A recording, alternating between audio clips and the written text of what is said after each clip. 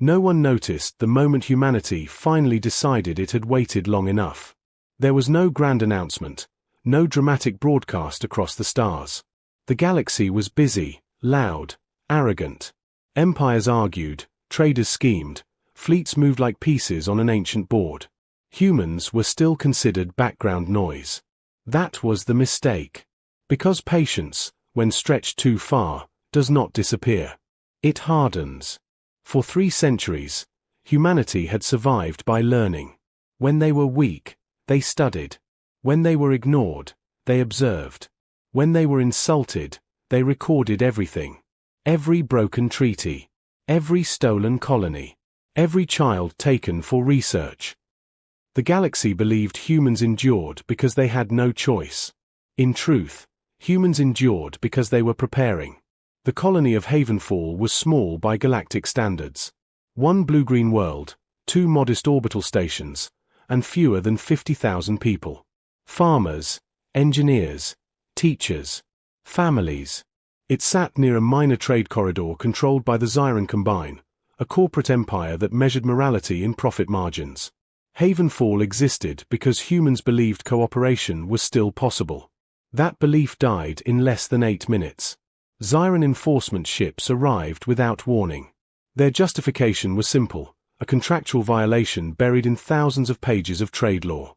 The penalty was asset reclamation. To the Zyran, Havenfall was an asset. The human population was an inconvenience. Orbital defenses failed instantly. Zyran weapons were precise, efficient, and cold. Power grids collapsed. Hospitals went dark. Atmospheric processors were sabotaged from orbit, not destroyed, just damaged enough to turn air into a slow poison. The Zyran called it a non-lethal compliance measure. By the time Zyran ships left, Havenfall was silent. 47,000 humans were dead or dying. The official response from the Galactic Concord came 12 days later. A formal notice. Carefully worded. Regret was expressed. No blame was assigned. The Zyran Combine was fined an amount equivalent to 3 hours of trade revenue. The case was closed. On Earth, the news played on a loop. Images of frozen streets. Empty schools. A child's abandoned toy drifting in low gravity. People watched in silence. There were no riots. No shouting crowds. That worried the wrong people far more than anger ever could. In a secure room beneath the Andes Mountains, Director Elias Rowe watched the footage without blinking.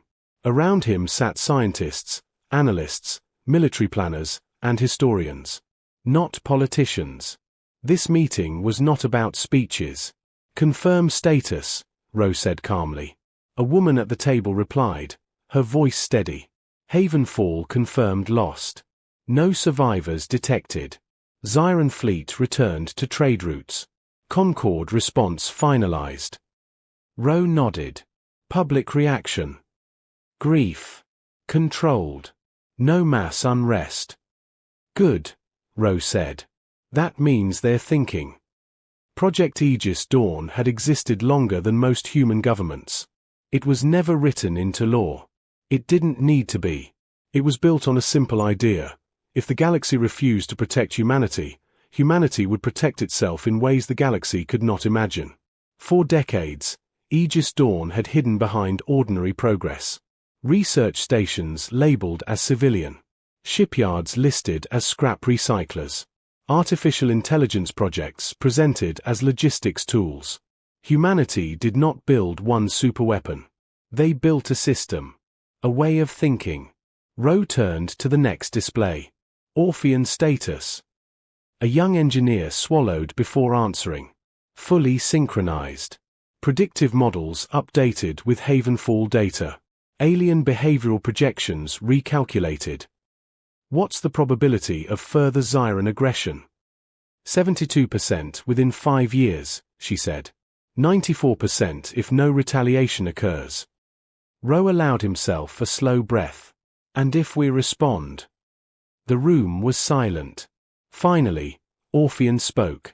Its voice was calm, neutral, and unmistakably human in tone. That was intentional.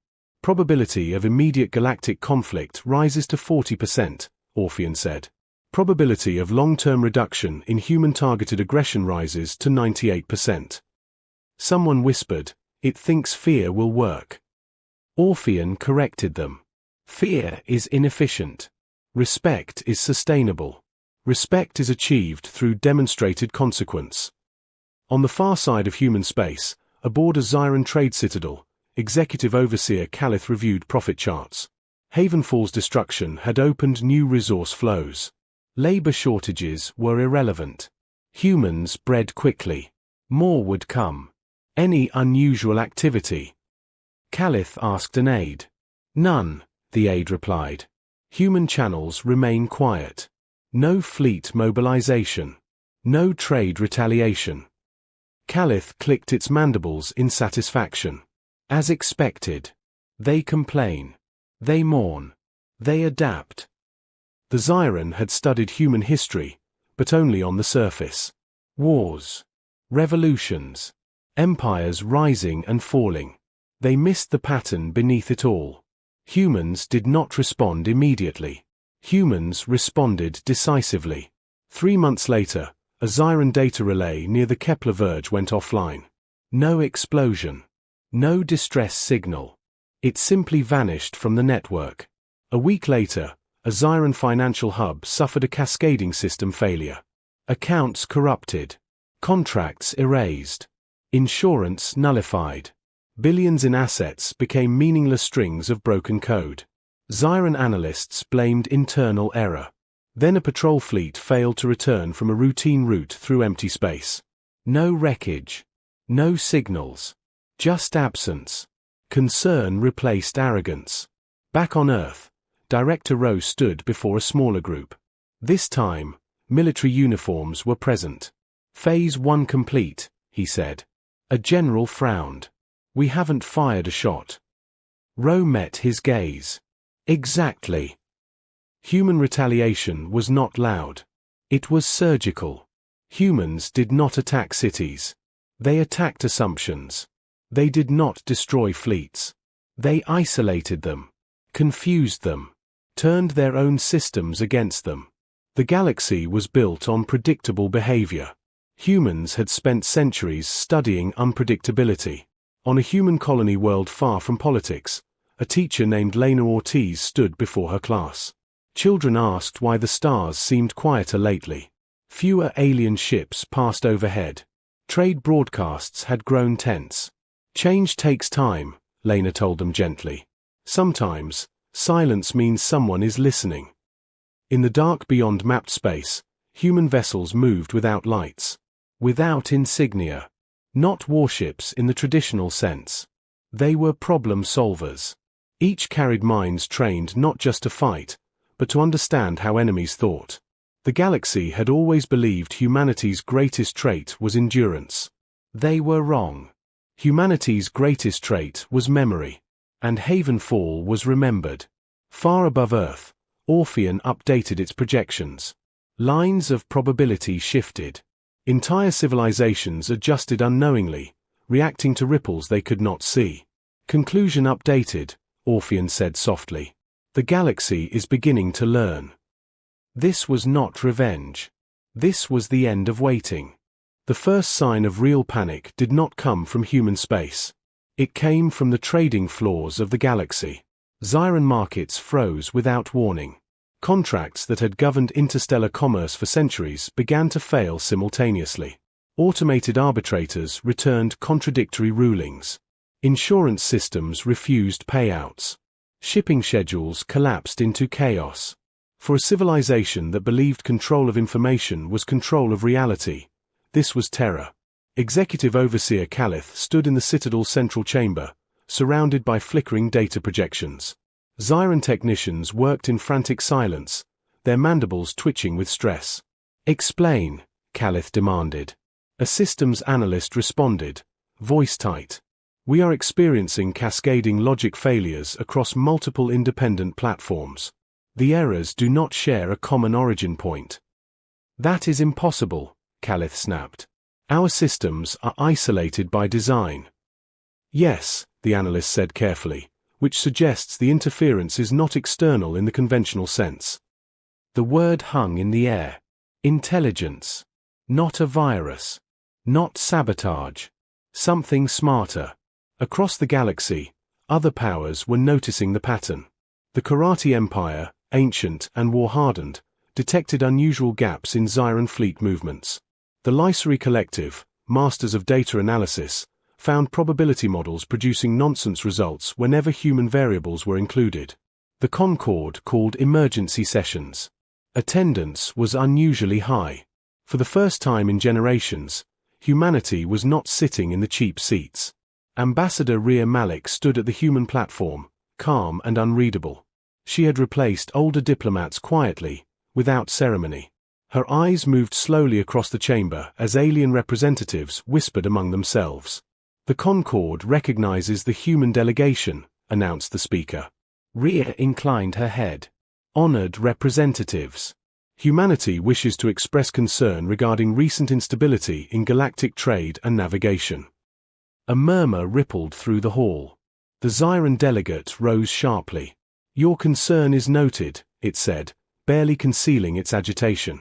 But this instability coincides suspiciously with human grievance over Havenfall. Rhea's expression did not change. Correlation does not imply causation. Some species shifted uncomfortably. Humans had learned that phrase from them. The Zyran Combine demands an investigation, the delegate continued. We believe humanity has violated Concord law through unconventional warfare. Rhea folded her hands. Humanity has conducted no military action. That is a lie, the Zyran snapped. Rhea looked directly at it. Define military action. Silence followed. The Concord speaker hesitated. Ancient laws were suddenly inadequate. They had been written in an age when war meant fleets and fire. Humanity was operating in spaces between definitions. Far from the Concord, in a deep space research station labeled as obsolete, Orpheon processed petabytes of alien reaction data. It did not feel satisfaction. It evaluated outcomes. Zyran behavioral shift detected, Orpheon reported. Confidence reduced by 61%. Aggression probability declining. Director Rowe nodded. And collateral damage. Minimal. No civilian infrastructure permanently harmed. Economic stress significant but recoverable. Good, Rowe said. We are not here to destroy. We are here to teach. On Zyran-controlled World Kesh Prime, supply shortages began to affect population centers. Not starvation. Not yet. Just enough discomfort to force questions. Citizens demanded explanations. Executives blamed errors. Errors blamed technicians. Technicians blamed ghosts. Then a message appeared on every Zyran network node simultaneously. It was simple. Text only. Havenfall. No threats. No demands. Just memory. Zyran security traced the signal instantly. And found nothing. In response, Zyran fleets mobilized. Hundreds of ships converged on key systems, weapons charged, crews tense. They found empty space. Human vessels were nowhere to be seen. Instead, navigation systems began offering subtly incorrect data. Not enough to cause immediate failure. Enough to waste fuel. To arrive late. To miss rendezvous points by minutes, then hours. Fleet commanders shouted. Engineers panicked. Discipline frayed. This was not how war was supposed to feel. On Earth, the public knew only fragments. Shipping disruptions. Diplomatic tension. No official statements. No triumphant speeches. That restraint was deliberate. In a quiet apartment overlooking the Pacific, Lena Ortiz watched the news while her students' faces lingered in her thoughts. She felt something unfamiliar beneath the grief. Not hope. Certainty. Human history was filled with wars fought too loudly, too proudly. This time was different. This time, humanity was refusing to become what the galaxy expected. The Concord convened again. This time, it was the Karate who spoke. Humanity, the Karate envoy rumbled. Your actions destabilize long-standing systems. Why? Rhea met its gaze. Because long-standing systems failed to protect us. You risk escalation, the envoy warned. Yes, Rhea agreed. But not annihilation. There is a difference. The Lycery representative spoke next, its voice a harmonic blend. Your methods suggest preparation. Long-term preparation. Rhea nodded once. We are a patient species. The chamber stilled. Patience had always been humanity's label. Weakness disguised as virtue. Now, the word carried a new weight. On the Zyran citadel, Calith stared at declining profit curves. Fear had replaced certainty. For the first time in its career, Calith considered negotiation not as strategy, but as necessity. Open a channel to Earth, it ordered. The request arrived at Orphean seconds later. Probability analysis. Ro asked. Zyran sincerity, low, Orphean replied. Zyran desperation, increasing. Then we wait, Ro said. Not forever. Just long enough. Humanity did not rush to answer. That was the cruelest part. As Zyran systems strained and Concord powers watched uneasily, a realization spread quietly through the galaxy. Humans had not lashed out in rage. They had responded with control. With precision. With restraint sharpened into something far more dangerous. Patience, it turned out, had been a weapon all along. And humanity had finally decided to use it. The Concord had always believed itself unbreakable. For thousands of years, it stood as the final authority of galactic order. Wars ended when the Concord spoke. Trade flowed where it allowed. Species rose or fell based on its quiet approvals. Its power did not come from fleets alone, but from agreement.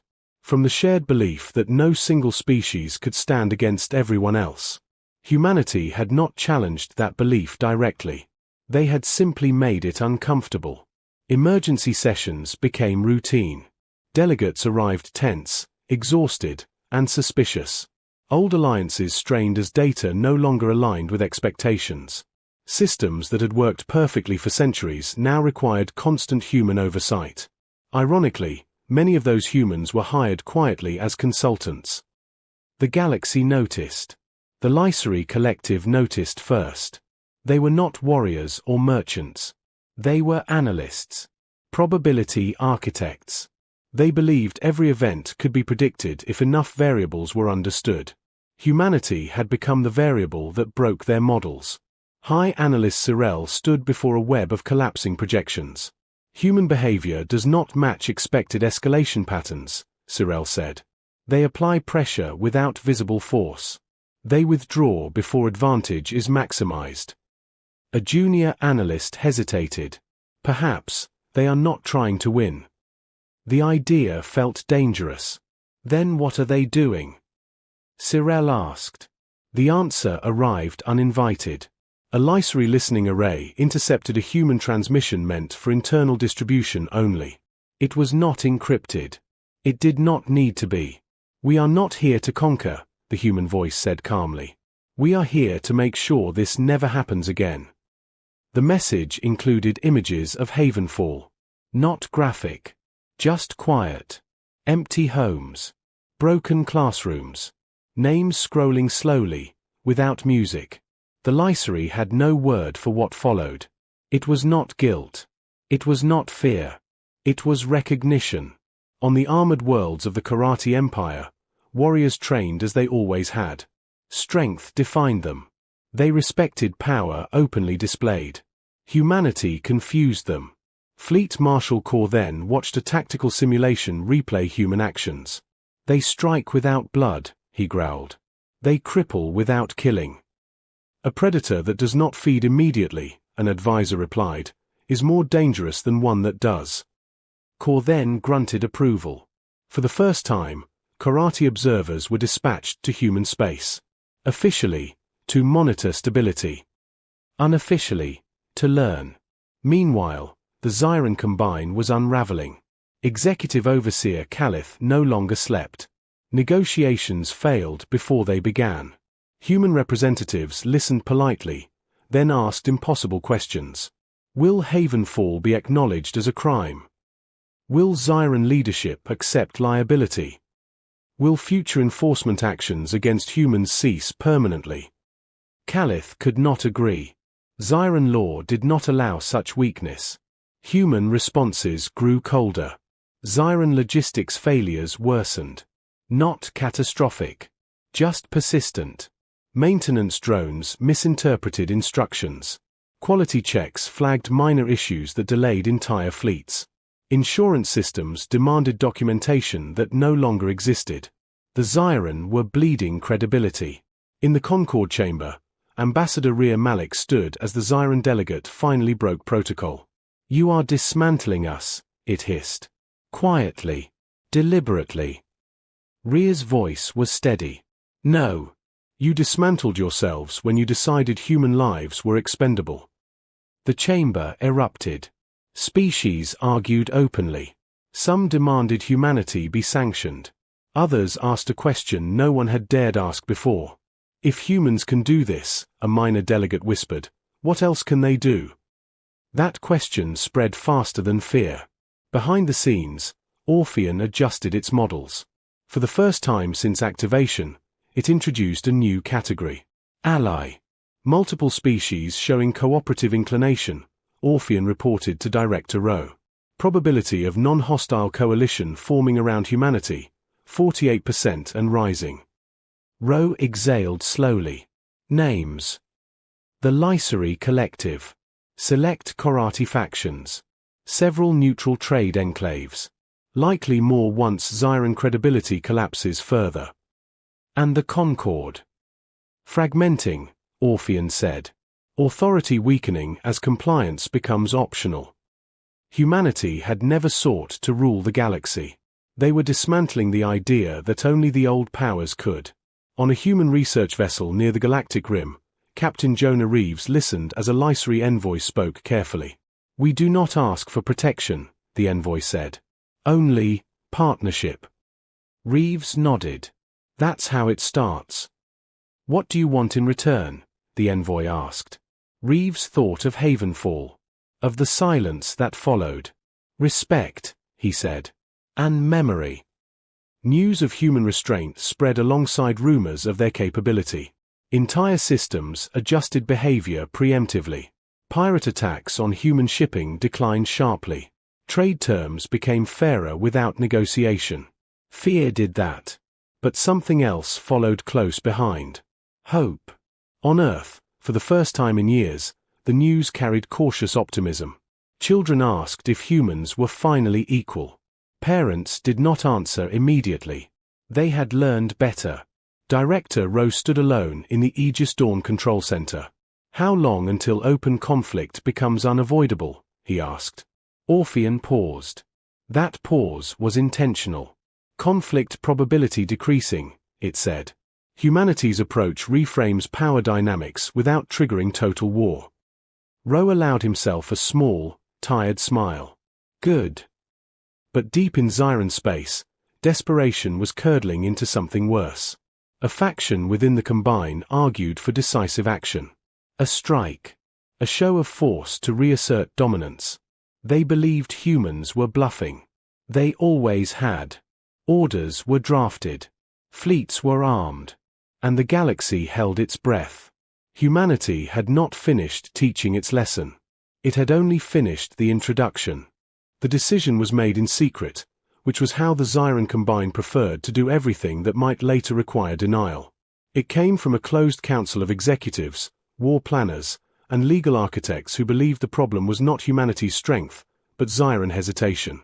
To them, the last months had proven one thing: restraint looked like weakness. If humans were allowed to continue rewriting the rules without consequence, the Combine's authority would dissolve entirely. So they chose force. Not negotiation. Not compromise. Erasure. The target was not Earth. That would provoke too many witnesses. Instead, they selected a quieter prize: Grey Reach, a human deep space research colony near the galactic rim. Minimal defenses. Limited population. High symbolic value. It studied long-range communication anomalies, nothing the Zyran officially cared about, which made it perfect. The strike fleet departed under the cover of routine patrol schedules. Zyran commanders believed this would be quick, clean. A reminder. They were wrong. The first warning reached Grey Reach 9 minutes before impact. Not from Concord channels. Not from Zyran communications. From a system alert that should not have existed. Incoming hostile probability. 97%. Dr. Alan Reyes stared at the display in disbelief. That system isn't supposed to do that. It wasn't predictive. It was reactive. Orpheon had changed that. Evacuation orders went out immediately. Emergency drives spun up. Grey Reach's people moved fast, not in panic, but in practice silence. Humanity had learned long ago how to prepare without fear. The Zyran fleet arrived to find the colony gone. No power signatures. No distress calls. Nothing. Before commanders could celebrate, their navigation systems began reporting inconsistencies. Minor at first. Star positions drifting by fractions of a degree. Time stamps desynchronizing. Then the first ship vanished. Not destroyed. Disconnected. Its systems went dark as if reality itself had stopped acknowledging it. Status report. The Zyran commander barked. None came. Human vessels emerged then, not in a charge, not in formation, but everywhere at once. They did not announce themselves. They did not broadcast demands. They spoke once. A single transmission, carried on every channel, translated into every known language. You were warned. The Zyran opened fire. Their weapons discharged perfectly, into empty space. Human ships were not where sensors said they were. They were where Zyran minds could not process fast enough. This was not superior firepower. This was superior understanding. Human ships did not target hulls. They targeted coordination. Command nodes. Decision loops. Fleets collapsed into confusion as ships began receiving mutually exclusive orders. Automated systems froze, unable to resolve paradoxes humans had deliberately engineered. On Earth, Director Rowe watched the battle unfold in silence. Confirm civilian safety, he said. All Grey Reach personnel accounted for, Orpheon replied. Zyran casualties limited to military assets. Good, Rowe said. Proceed. Within 23 minutes, the Zyran strike fleet ceased to function as a cohesive force. Some ships drifted powerless. Others fled blindly. A few attempted self-destruction, only to find even that command overridden. Human ships disengaged. They did not pursue. That was the message. Across the galaxy, sensors recorded the impossible. A major power's fleet neutralized without planetary destruction. Without civilian loss. Without escalation. The Concord erupted. Emergency assemblies turned into shouting matches. Species demanded explanations. Others demanded apologies, from the Zyran. Ambassador Rhea Malik stood once more before the chamber. This time, no one looked away. Humanity warned the Concord, she said calmly. We documented aggression. We requested protection. We waited. The Zyran delegate tried to speak. No one acknowledged it. Rhea continued. Grey Reach was targeted in violation of every Concord principle. Humanity responded to prevent loss of life. We will do so again if necessary. A karate envoy stood. Your response was, restrained. Yes, Rhea agreed. Because this was not the breaking point. A chill spread through the chamber. In Zyran space, Executive Overseer Calith stared at the after-action reports. The Combine had lost more than ships. They had lost certainty. The belief that humans could be pushed safely. Calith understood something too late. The galaxy had crossed a line. Back on Earth, Lena Ortiz watched the broadcast replay of the Concord session. Her students asked fewer questions now. They listened instead. What happens next? One child asked. Lena answered honestly. Now the galaxy decides who it wants to be.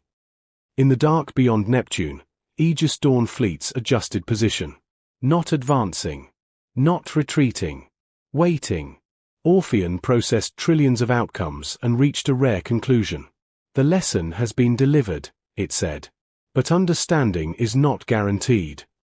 Director Rowe looked at the stars. Then we make sure it's remembered. Because patience had ended, and the galaxy had finally learned that when humanity stopped waiting, it did not rage. It acted. The galaxy did not sleep after Grey Reach. It watched. Every sensor network, every listening post, every ancient archive designed to predict the behavior of lesser species was focused on humanity. No alarms sounded. No fleets advanced. That silence was more frightening than war. For the first time in recorded history, the Concorde delayed judgment, not because it lacked authority, but because it lacked certainty. Humanity had proven something unprecedented: power without chaos. On the shattered remains of Zyran influence, Executive Overseer Calith stood before a council that no longer believed in its own superiority. Markets had not recovered. Allies had quietly withdrawn. Trade partners demanded rewritten contracts, fair ones. We must appeal to the Concorde, one executive insisted. Calith's voice was hollow. The Concorde no longer decides what is fair. The truth was unavoidable. Zyran dominance had depended on the assumption that no one would challenge them intelligently. Humanity had not challenged them emotionally or militarily. Humanity had exposed them. And exposure was fatal. In the Concorde Hall, Ambassador Rhea Malik was no longer treated as a formality. Representatives leaned forward when she spoke. Ancient species listened. The Concorde requests clarification, the speaker announced carefully. Does humanity intend further action? Rhea paused. The moment was deliberate. No, she said. Provided there is no further aggression. Murmurs spread. Relief. Suspicion.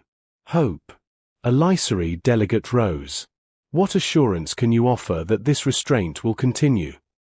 Rhea's gaze swept the chamber. The same assurance we have always offered. Accountability. The word echoed. Humanity did not demand territory. They did not demand tribute. They demanded memory. A formal record was entered into Concorde law for the first time in its history, the Havenfall precedent. It stated that systemic exploitation of developing species constituted a crime, regardless of economic justification. It passed by a narrow margin. The Zyran voted against it. Everyone else noticed. On the Karate Warworlds, Fleet Marshal Corps then observed human tactical doctrine with something close to admiration. They fight like historians, he said. They remember. Human envoys were invited, quietly, into discussions once closed to them. Trade agreements shifted. Colonies previously ignored received protection guarantees. Not because humanity demanded it. Because no one wanted to be next. Back on Earth, the news was subdued. No victory parades. No grand declarations. Memorials were built instead. Names etched into stone.